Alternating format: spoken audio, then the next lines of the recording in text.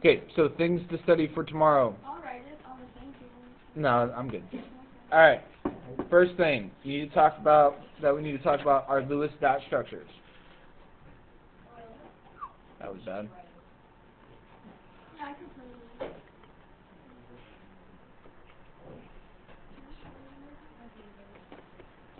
Are you running with a mic or mouse? No. All right, Lewis dot structures. All right, so Fr. How many valence electrons does Fr have? Valence electrons that Fr has. One. So what we do is we start at the top, and then that's it. Okay.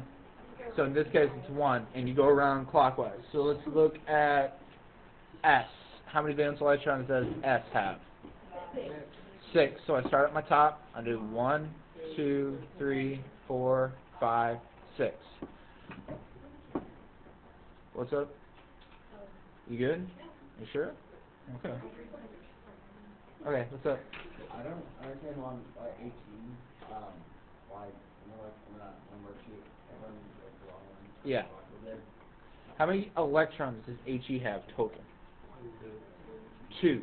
So if He only has 2 electrons, can I sit there and do 8 all the way around if it only has 2 valence electrons? No. Okay, so the only thing that I can do is 1, 2. He was the only one that got it right out of all of my classes. Oh, you did? Don't blame me, blame my wife. Oh. Yeah, helps me out. Okay, so so that's the reason why He only has 2 electrons. So it can only give away, or sorry, it can only have 2 electrons in its Lewis dot structure. That's the one exception on the entire periodic table that we usually talk about is He. Okay. Because it's okay. So whenever the electrons go at the top, what that means, or whenever the electrons are bonded together, like here in sulfur or in helium, that means that they're a lone pair of electrons, which means no bonding can take place there. And so here with sulfur, how many valence electrons, or sorry, how many bonding sites does sulfur have to give? 2. So if I'm looking at francium, in order if I was going to make francium sulfide, and that's what we talk about in the next unit, okay? But in order for me to make francium sulfide, I have to have 2 franciums that give away their electrons. Because francium only has 1 electron to give, while sulfur needs 2 to be happy. So if I was to write this formula down, it's Fr2s. Same thing with like H. How many valence electrons does hydrogen have? 1. What about oxygen? 6. So I start at the top. 1, 2, 3, 4, 5, 6. So if I was to look at hydrogen, I need 2 valence electrons in order to make oxygen happy, and I need 2 valence electrons to make hydrogen happy. So I have to have hydrogen. So what is this molecule right here? H2O. That's the reason why. You look at Na and Cl. So Na has 1 valence electron. What about Cl? 7. 1, 2, 3, 4, 5, 6, 7. Okay, technically I should have gone all the way around, but it's fine.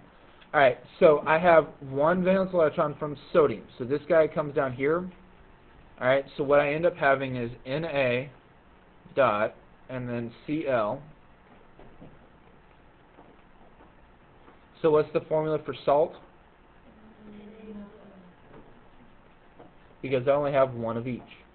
Okay? Again, we talk about this in our next unit. Okay, so I don't want to spend too much time on it. This is the reason why you have to go all the way around in a circle once, and you can only have a couple of lone pairs of electrons. Okay? Because if you were to write it like this, I'd mark it wrong. Because you've left this whole area out right here. Okay? So that's part of the reason why. Alright, you need to show where those valence electrons are at. Alright, so that's Lewis dot structures. Questions on this one? Okay.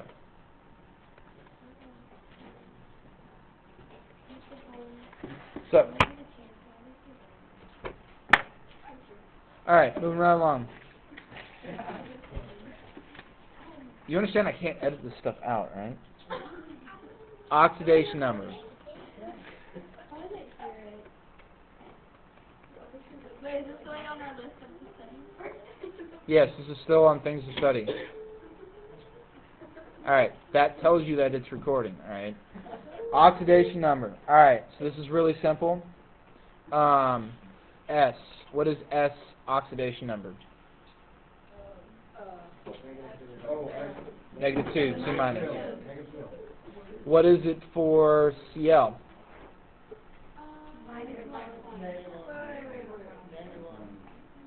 -1. Alright, what is it for Sr?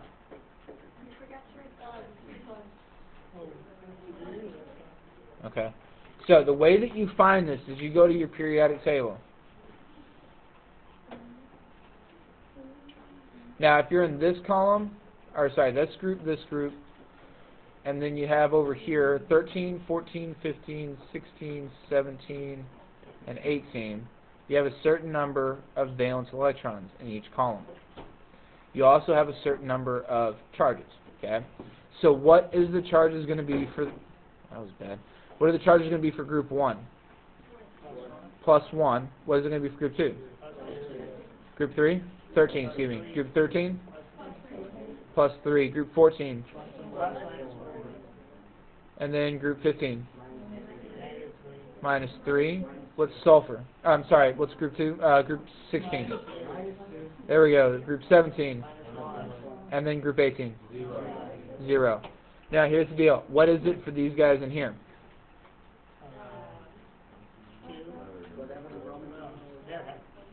Exactly. What did you say it again, KJ?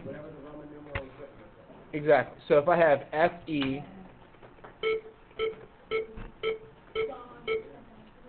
alright, Fe with the Roman numeral 2, what's my charge going to be? +2. Now, here's the deal.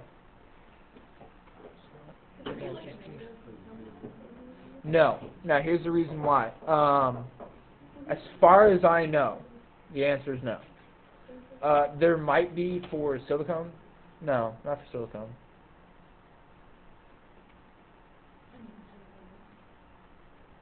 As far as I know, no. Because most of the time if you have a Roman numeral, that means that you're going to have a different charge. That it's going to be a positive charge, so it's going to be a metal. Okay, so here we go. So it does not matter if it's 2 minus, 2 plus, +2. I'm sorry, it doesn't matter. This can be 2 plus or that. It can be either way. It does not matter with that part right there. Okay? Now, what is it for Ne? What's its oxidation number? Nothing. 0. Nada. Zilch. Alright? Exactly. You don't have to put the 0 there if you don't want to.